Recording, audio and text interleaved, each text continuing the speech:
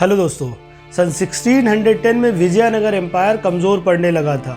आदिल शाही Vijayanagar empire पे हावी होने लगी थी और विजयनगर एम्पायर के अंडर आने वाले मैसूर रीजन के viceroy Raja Wodeyar kingdom of Mysore को इंडिपेंडेंट डिक्लेयर कर देते हैं। 1750 में मैसूर को रूल करते हैं ट्विन ब्रदर्स देवराज और नंदराज। मैसूर को उसी पीरियड में अटैक करते हैं मराठा, निज़ाम ऑफ हैदराबाद और ब्रिटिश ईस्ट इंडिया कंपनी। लेकिन मैसूर के पास एक हीरोइक आर्मी चीफ होते हैं हैदर अली, जो मराठा, निज़ाम ऑफ हैदराबाद और ब्रिटिश ईस्ट इंडिया कंपनी के इन्वेजन को रोक देते हैं। और 1750 में ही हैदर अली के घर जन्म होता है the legendary freedom fighter Tipu Sultan का। आइए आज के इस वीडियो में हम समझने की कोशिश करते हैं कि इतने पावरफुल होने के बाद भी टीपू सुल्तान को कैसे ब्रिटिश ईस्ट इंडिया कंपनी हरा देती है। हैदर अली का जन्म 1722 में बनु हाशिम क्लैन में हुआ। उनके फादर नवाब ऑफ कर्नाटक के आर्मी में थे। अपने फादर के डेथ के बाद हैदर अली अपने भाई शाहबाज के साथ श्रीरंगपट्टनम आ गए। वहाँ उनके अंकल मैसूर आर्मी में थे। उन्होंने हैदर अली को इंट्रोड्यूस कराया नंदराज थे, जो उस वक्त के प्राइम मिनिस्टर थे महाराजा कृष्णा वोदियार सेकेंड की। हैदर अली अपने करियर की शुरुआत करते हैं एक आम सोल्जर की तरह महाराजा ऑफ मैसूर कृष्णा वोदियार सेकेंड की आर्मी से। 1749 के स्टार्टिंग में मैसूर के प्राइम मिनिस्टर नंदराज अपनी एक छोटी सी आर्मी भेजते हैं आज के बेंगलोर से 35 किलोमीटर नॉर्थ की ओर देवानहल्ली फोर्ट को कैप्चर करने के लिए। देवानहल्ली में हैदर अली की जीत और बहादुरी को देखकर नंदराज उन्हें 200 सोल्जर्स और 50 हॉर्समैन का एक सेपरेट कमांड देते हैं और साथ ही हैदर अली को खान का टाइटल भी देते हैं। निज़ाम ऑफ हैदराबाद के डेथ के बाद निज़ाम के दूसरे बेटे नासिर जंग को थ्रोन मिलता है, लेकिन नासिर जंग के नेफ्यू मुजफ्फर जंग ये कहते हैं कि वो असली निज़ाम के हकदार हैं, क्योंकि वो कर्नाटक रीजन के गवर्नर हैं और उन्हें मुग़ल एम्परर ने अपॉइंट किया है। कर्नाटक के नवाब दोस्त अली खान के सन इन लॉ चंदा साहिब को मराठा आर्मी ने अरेस्ट कर लिया होता है, लेकिन उसी साल मराठा आर्मी चंदा साहिब को रिलीज़ कर देती है और जो कर्नाटक के करंट नवाब होते हैं अनवरुद्दीन, उन्हें चंदा साहिब चैलेंज करते हैं नवाबशिप के लिए। चंदा साहिब नवाब ऑफ अरकोट बनने के लिए लड़ रहे होते हैं और मुजफ्फर जंग नवाब ऑफ हैदराबाद बनने के लिए। जब ये नेबरिंग किंगडम अपने इंटरनल कॉन्फ्लिक्ट से जूझ रहे होते हैं, तभी ब्रिटिश ईस्ट इंडिया कंपनी को और फ्रेंच ईस्ट इंडिया कंपनी दोनों को एक अपॉर्चुनिटी दिखती है इंडिया के सदर्न किंगडम्स को कैप्चर करने के लिए। ब्रिटिश ईस्ट इंडिया कंपनी और फ्रेंच ईस्ट इंडिया कंपनी ये दोनों एक दूसरे के कंपटीटर होते हैं। फ्रेंच ईस्ट इंडिया कंपनी पहले से ही सदर्न इंडिया में अपने बिजनेसेस को स्टेबल कर चुकी होती है और वो ये नहीं चाहती कि British East India company southern India में आए। इसलिए फ्रेंच ये डिसाइड करते हैं कि ये वहाँ के लोकल किंगडम में इंटरफेयर करेंगे और इन्होंने चंदा साहिब और मुजफ्फर जंग को सपोर्ट किया। वहीं ब्रिटिश ने नासिर जंग और मोहम्मद अली को सपोर्ट किया। मैसूर किंगडम ने इस वॉर, जिसे कर्नाटिक वॉर 2 कहते हैं, इसमें नासिर जंग को सपोर्ट किया और इसमें हैदर अली भी शामिल थे। 1750 में नासिर जंग के मर्डर के बाद हैदर अली ने और नए पोर्शंस को कैप्चर किया और मैसूर किंगडम को और बड़ा किया।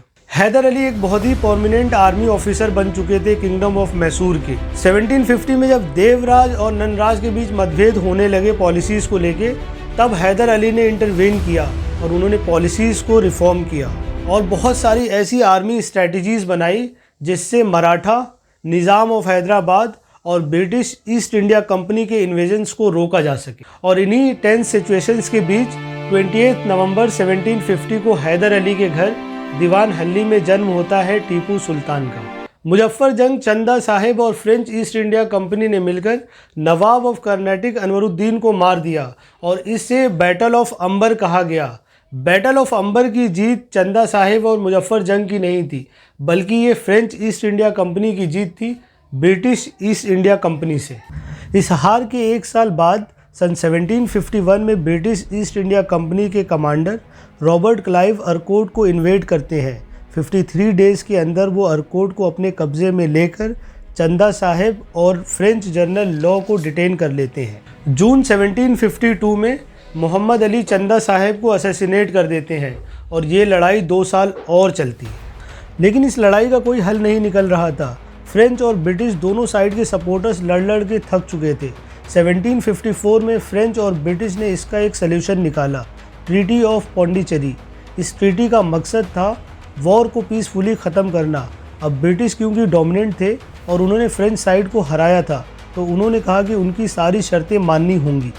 अब कर्नाटिक वॉर 2 में हार के बाद फ्रांस गवर्नमेंट जुप्लिक्स, जो कि फ्रेंच ईस्ट इंडिया कंपनी के गवर्नर जनरल होते हैं, उनको वापस फ्रांस बुला लेती है, जहां उनकी पॉवर्टी की वजह से मौत हो जाती है और उनकी जगह चार्ल्स रॉबर्ट को इंडिया भेजा जाता है, जो ब्रिटिशर्स के साथ ट्रीटी ऑफ पौंडीचेरी को आगे बढ़ाते हैं और ब्रिटिशर्स को नेगोशिएट करते हैं। इस ट्रीटी के अकॉर्डिंग फ्रेंच को मोहम्मद अली, जो कि ब्रिटिश फेवर्ड कैंडिडेट है, उनको नवाब ऑफ कर्नाटिक बनाना पड़ता है। फ्रेंच और ब्रिटिश दोनों ये एग्री करते हैं कि वो लोकल किंग्स के डिस्प्यूट में इंटरफेयर नहीं करेंगे।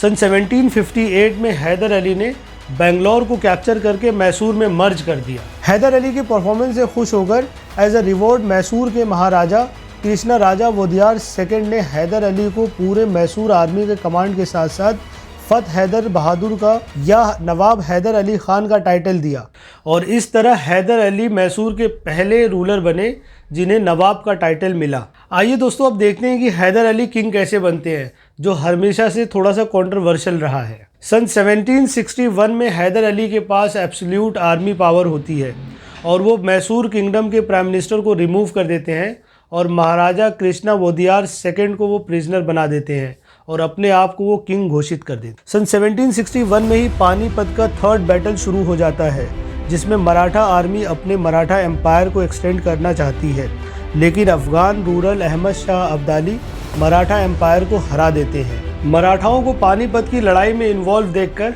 हैदर अली मराठा रूल्ड स्टेट बंदूर पर अटैक करने की सोचते हैं, लेकिन हैदर अली को मराठा पेशवा माधवराव वन पूरी टक्कर देते हैं और हैदर अली को बंदूर से अपनी आर्मी हटानी पड़ती है। हैदर अली को मराठा एम्पायर को 35 लाख रुपए देने पड़ते हैं एज अ ट्रिब्यूट वॉर खत्म करने के लिए। ब्रिटिश ने थर्ड कर्नाटिक वॉर जीत लिया और नवाब ऑफ कर्नाटिक के साथ एक ट्रीटी साइन की। मद्रास अब ब्रिटिश के कब्जे में रहेगा और ब्रिटिशर्स ने एक और ट्रीटी साइन की निज़ाम ऑफ हैदराबाद के साथ, जिसमें उन्होंने निज़ाम ऑफ हैदराबाद से प्रॉमिस लिया कि वो हैदर अली के खिलाफ लड़ाई में ब्रिटिश का साथ देंगे। हैदर अली के पहले ही से रिलेशंस अच्छे नहीं थे मराठा और निज़ाम के साथ। फाइनली ब्रिटिशर्स ने मराठा और निज़ाम को एक साथ किया और उन्होंने प्लान किया हैदर अली पे अटैक करने का, लेकिन हैदर अली डिप्लोमेटिकली निज़ाम ऑफ हैदराबाद को अपनी तरफ मिला लेते हैं, जिससे ब्रिटिश ईस्ट इंडिया कंपनी की फोर्सेस कमज़ोर पड़ जाती हैं और हैदर अली मैंगलोर को कैप्चर कर लेते हैं।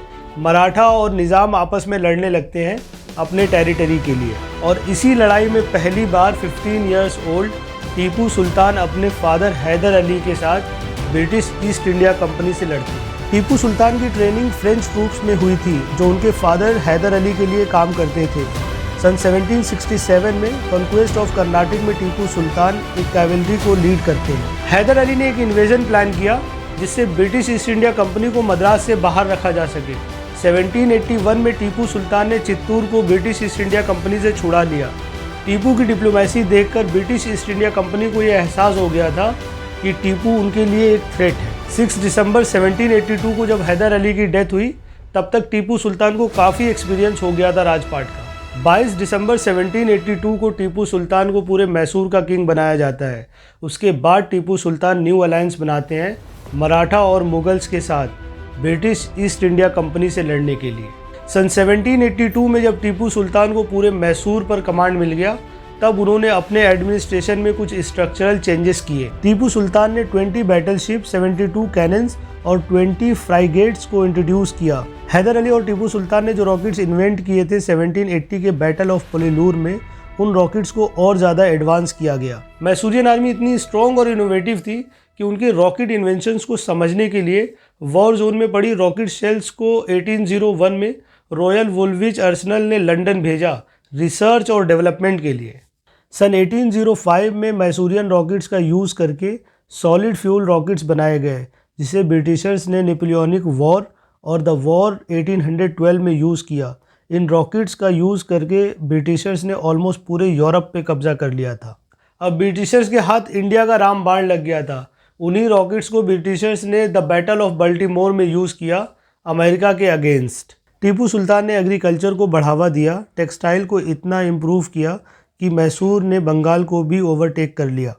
अगर हम टीपू सुल्तान के रीजन की बात करें तो वहाँ के लोगों का लिविंग स्टैंडर्ड ब्रिटेन के लोगों के लिविंग स्टैंडर्ड से 5 टाइम्स बेहतर था। कावेरी रिवर पर टीपू सुल्तान ने कनम्बड़ी डैम की नींव रखी। टीपू सुल्तान के रेन में पूरे मैसूर में लिकर और प्रोस्टिट्यूशन को बैन कर दिया गया, यहाँ तक कि अफीम उगाने पर भी रोक लगा दी गई। टीपू सुल्तान के रीजन में सबसे ज़्यादा हिंदूज़ की पॉपुलेशन थी, इसलिए टीपू सुल्तान ने अपने एडमिनिस्ट्रेशन में सबसे ज़्यादा हिंदू ऑफिसर्स को रिक्रूट किया। बहुत सारे मंदिरों को एनुअल फंड्स दिए, नए मंदिर और चर्चेस बनवाने के लिए भी फंड्स दिए। ये 1782 है। पूरे मैसूर किंगडम का कंट्रोल अब टीपू सुल्तान के हाथ में है। जो भी ज़रूरी एडमिनिस्ट्रेटिव चेंजेस थे वो टीपू सुल्तान कर चुके हैं। ब्रिटिश ईस्ट इंडिया कंपनी अब पूरे हिंदुस्तान पर कब्जा कर चुकी है और जहाँ पर वो कब्जा नहीं कर पाई है, जैसे मराठा निज़ाम और नवाब, वो सारे ब्रिटिश ईस्ट इंडिया कंपनी के पपेट बन चुके हैं। और इन सब का बस एक ही एम है, किंगडम ऑफ मैसूर को हराना। ईस्ट इंडिया कंपनी को हैदर अली की डेथ के बाद ये लगता था कि वो अब मैसूर को आसानी से जीत लेंगे, लेकिन टीपू के नेसेसरी चेंजेस और नेवर गिव अप एटीट्यूड को देखकर उस वक्त के governor general of India Warren Hastings 1784 में टीपू सुल्तान को एक पीस प्रपोजल देते हैं, जिसे टीपू सुल्तान मान लेते हैं। मैंगलोर में टीपू सुल्तान और Warren Hastings treaty of Mangalore sign करते हैं और peacefully second Anglo Mysore war ख़त्म हो जाती है। ट्रीटी ऑफ मैंगलोर के बाद कॉर्नवालिस ईस्ट इंडिया कंपनी के गवर्नर जनरल बने। वो निज़ाम ऑफ हैदराबाद और मराठा के साथ अलायंस बनाने लगे। टीपू को ये आइडिया हो गया था कि कंपनी अब मैसूर पर दोबारा अटैक करेगी और वो ट्रीटी ऑफ मैंगलोर को तोड़ देगी। टीपू सेफ साइड लेते हुए 1789 में त्रावणकोर, जो कि ब्रिटिश का एक बहुत ही अहम और फ्रेंडली किंगडम है, उस पर अटैक कर देते हैं। कॉर्नवालिस निज़ाम और मराठा को लालच देते हैं कि मैसूर को हराकर जो भी एरिया कैप्चर होगा वो उसमें से उनको शेयर देंगे। इस डील के साथ 1790 में कॉर्नवालिस मैसूर पर वॉर डिक्लेयर कर देते हैं। सन 1791 में कॉर्नवालिस आर्मी की कमांड खुद अपने हाथ में ले लेते हैं और बेंगलोर की तरफ बढ़ जाते हैं। टीपू की फौज कोयम्बतूर की ओर बढ़ती है, लेकिन उनकी फौज की पूरी पावर एग्जॉस्ट हो जाती है। कॉर्नवालिस मैसूर के लगभग सारे हिल फोर्ट्स को कब्जा कर लेते हैं। टीपू सुल्तान की आर्मी थक गई थी। टीपू सुल्तान ने कुछ नई स्ट्रेटजीज बनाई और उन्होंने वॉर को ख़त्म करने का एक प्रपोजल दिया कॉर्नवालिस को। कॉर्नवालिस की आर्मी भी थक गई थी और उनको ये भी डर था कि कहीं फ्रेंच ईस्ट इंडिया कंपनी की आर्मी टीपू सुल्तान को सपोर्ट न दे दे। सन 1792 में टीपू और Cornwallis treaty of Srirangapatna sign करते हैं, जिसमें टीपू सुल्तान को 3 करोड़ रुपए ब्रिटिश को देने होते हैं और टीपू सुल्तान अपने 2 बेटों को as a hostage British army को दे देते हैं। ट्रीटी ऑफ श्रीरंगपट्टनम से मराठा और निज़ाम बिल्कुल खुश नहीं थे। जब मराठा आर्मी मैसूर से जा रही थी तब उन्होंने बहुत सारे मंदिरों को तोड़ दिए थे। 6000 से ज़्यादा हिंदुओं के घरों को आग लगा दिया था और उनकी औरतों को उठाकर अपने साथ ले गए थे। मराठाओं के मंदिरों पर अटैक के बाद टीपू सुल्तान ने उन मंदिरों को रिपेयर करवाया और कुछ मंदिर तो इतनी बुरी तरह टूट गए थे कि उन्हें रिपेयर करवाना पॉसिबल ही नहीं था। सन 1798 में लॉर्ड वेलेस्ली इंडिया आते हैं एक नए आइडिया के साथ। वो ये जानते थे कि वो टीपू सुल्तान को नहीं हरा सकते हैं, क्योंकि उनसे पहले भी जो गवर्नर जनरल थे वो भी टीपू सुल्तान को नहीं हरा पाए थे। लेकिन वेलेस्ली ये जानते थे कि अगर वो मैसूर के आसपास के किंगडम को अपने कब्जे में कर ले तो शायद एक चांस बन जाए टीपू सुल्तान को हराने का, या फिर कोई ऐसा सिस्टम बनाना होगा जिससे आसपास के किंगडम टीपू सुल्तान का साथ ना दे। वेलेस्ली ने सब्सिडियरी अलायंस सिस्टम को इंट्रोड्यूस किया। सब्सिडियरी अलायंस सिस्टम बेसिकली एक ट्रीटी थी जिसके अंडर अगर कोई एक्सटर्नल फोर्सेस अटैक करती है तो ब्रिटिश ईस्ट इंडिया कंपनी की आर्मी उसे बचाएगी। बदले में कंपनी के ट्रूप्स उस किंगडम के कैपिटल में रहेंगे।